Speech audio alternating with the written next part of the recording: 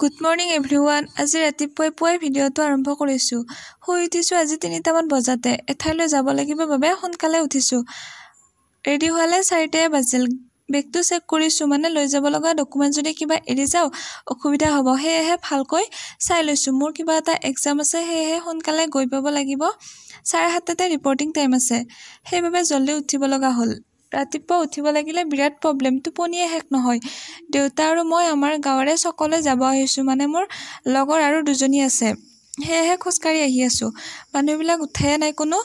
গাড়ীও আহি পালে, মানে গাড়ী এখন ভাড়া কৰিছোঁ লগৰ কেইজনীৰ লগত। আমি তিনিওজনীয়ে বেলেগ বেলেগ ঠাইত পৰিছোঁ, যদিও গুৱাহাটীতে পৰিছোঁ, সেয়েহে সকলোৰে এজন এজন গাৰ্জেন লগত গৈছে। বিশেষকৈ মোবাইল আৰু বেগখিনি থৈ যাব লাগিব, অচিনাকি ঠাই ক'ত থ'ম, সেয়েহে লগত গৈছে। এতিয়া আহি পালোঁ নাৰিকলী মন্দিৰ। গাড়ীৰ ভিতৰৰ পৰাই সেৱা লৈছোঁ আৰু আমি মদন কামদেৱ হৈ সেইফালে যোৱা ৰাস্তাটোৰে গৈছোঁ। শ্বৰ্টকাটো হয় বহুতখিনি। এই ৰাস্তাটোত যে কিমান টাৰ্ণিং, বাপৰে। আহি পাই গ'লোঁ শৰাইঘাট দলং। লগৰ এজনী নামিলে, তাই গড়চুকত পৰিছিল, আমি দুজনী নাৰেংগীত পৰিছোঁ, কিন্তু স্কুলখন বেলেগ বেলেগ। আহি পালোঁ নীলাচল ফ্লাইঅভাৰ। এয়া পাঞ্জাবাৰী ৰোড আৰু বেছি যাব নালাগে, পামে। লোকেশ্যন চেক কৰি আহি আছোঁ। ক'ৰবাত যদি বেলেগ ফালে সোমাই যাওঁ তাকো প্ৰব্লেম হৈ যাব।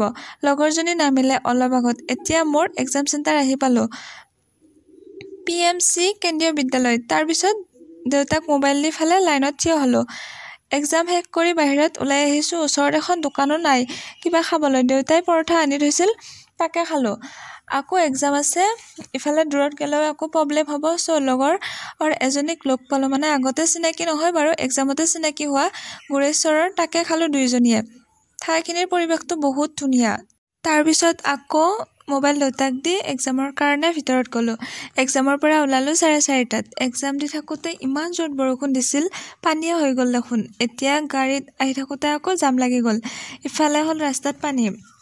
আৰু লগৰ এজনী ইয়াতে পঢ়িছিল, ফ্ৰেন্সিছ ডি চেল্ছ হায়াৰ ছেকেণ্ডাৰীত। তাইও এক্সাম দি আহি গাড়ীত উঠিলে।